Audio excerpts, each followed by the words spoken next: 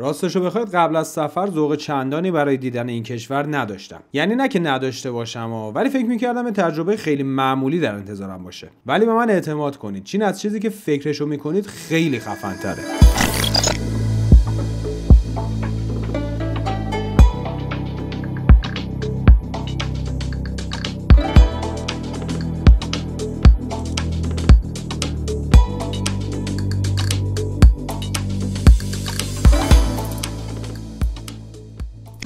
یه سری از هماهنگی‌ها راجع به سفرمون روز قبل از پرواز توی رستوران گردون برج میلاد انجام شد و آقای جکلی مدیرعامل مدیران خودرو توی اون برنامه میزبانمون بود.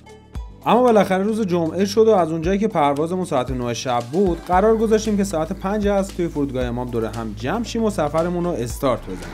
خلاص الان راه افتادیم که بریم سمت فرودگاه امام و الان ساعت 3:41 است. یک 4-5 ساعتی اونجا توقف داشته باشیم تا هولوش ساعت 9 پرواز برسیم. پس از 300 متر دوربین کنترل سرعت. اینم بلده. خلاص آره چند ساعت دیگه پروازمون رو دیگه بریم سراغ اول بریم شانگهای، بعد بریم توکیو ببینیم در ادامه چی پیش میاد. منم با آقای بهتین خانم بریم از تو هم بگیرم.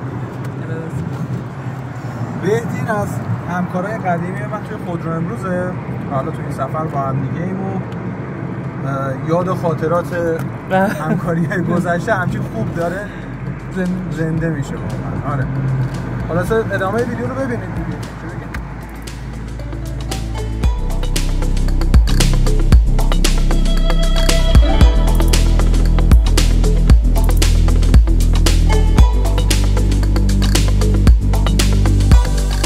بعد از کارهای اولیه ورود به فرودگاه و چکین، حالا نوبت این رسیده بود که منتظر بمونیم و نهایتاً دنبال یه جا برای خوردن یه لقمه نون بگردیم. خب در نهایت چی شد نتیجه؟ ما وایستادیم که با هم دیگه بریم یه چیزی بخوریم ولی به هیچ نتیجه نمیرسیم. چی داشتیم اینجا؟ کافه به این بزرگی فقط ساندویچ کالباس ژامبون مرغ و ژامبون گوشت داره. اونم بعد باید شیفت عوض بشه تا این پوندازون تعویض شیفت. مسئول سر ژامبونکی اسمش بیاد ژامبونا رو بهمون بده. دقیقاً. خب جای بعدی هم رفتیم باز دوباره آشپزش نیومده بود. یعنی هر جا بریم داره کبیر میشه.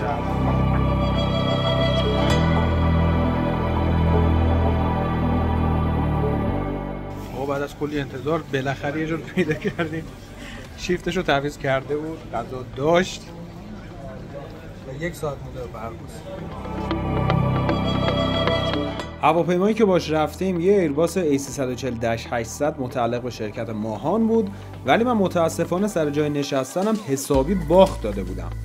آقا ما سوار شدیم بعد اینقدر من جا دارم لگرومش اینقدره و تا 9 ساعت آینده رو من باید همینجا سر کنم. چرا آخه؟ اینجا باره بعد اون میزه رو بذار باز کنم. بذار اینو بردار.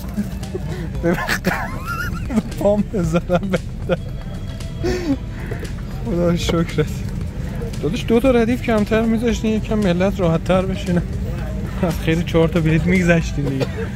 بالاخره هواپیما بلند شد و برای 9 ساعت پرواز مستقیممون از تهران به شانگهای تنها امکاناتی که وجود داشت شامل تاریکی، لوبیا پلو و در نهایت یک سری فیلم و کلیپ تکراری میشد.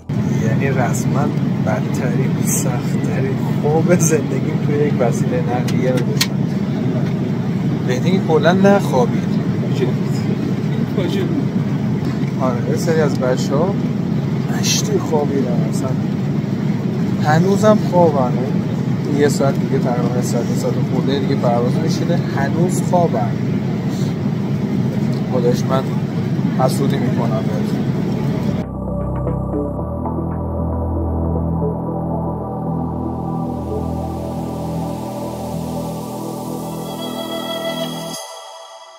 به محض ورود به چین فهمیدم که چینی‌ها عاشق صفن. به همین خاطر بعد از گذراندن 2-3 ساعت پشت صفای طولانی رسما وارد خاک چین شدیم و منتظر چمدونامون موندیم. و بعد از اینکه چمدونا رو گرفتیم سعید بهمنی تصمیم گرفت برامون کلاس زبان بذاره. خدا بیامرزه.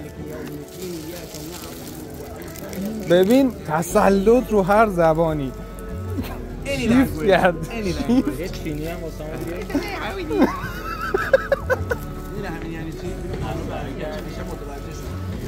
چرا داداش؟ نمیدونم من واقعا با این تیم میشه کار جدی انجام داد. Exactly not. تو زندگی به اینقدر صف وای نستادم. باز الان میخوایم بریم بیرون. چمدونا رو میخوان چک کنن تو صف. چمدونا واسه. وقت پر بودن دهنم عود میخوام. خوش نمونه. ساعت 12 ظهر اینجاست و 4 ساعت و نیم عقب‌ترم که بشه ایران. خلاصه بالاخره از فرودگاه در اومدیم و سوار این اتوبوسا شدیم تا از فرودگاه شانگهای به سمت شهر ووهو حرکت کنیم.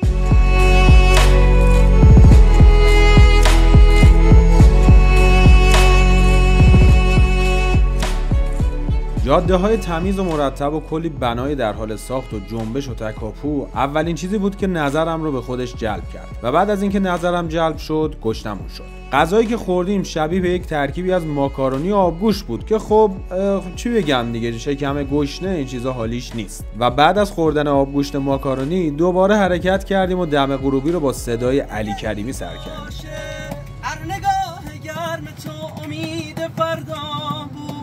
آخه عشقت عزیزم خون تو رکام بود، آرزوی تو دیدم و دنیا بود، بی تو همدمم قطره اشکام بود. لا لا لا لا لا لا لا لا لا لا لا.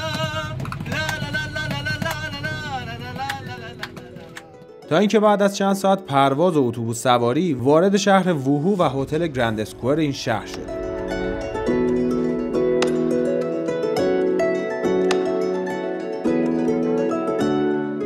پس زود شام خوردیم و رفتیم برای استراحت که فردا از اول صبحش کلی کار داشتیم.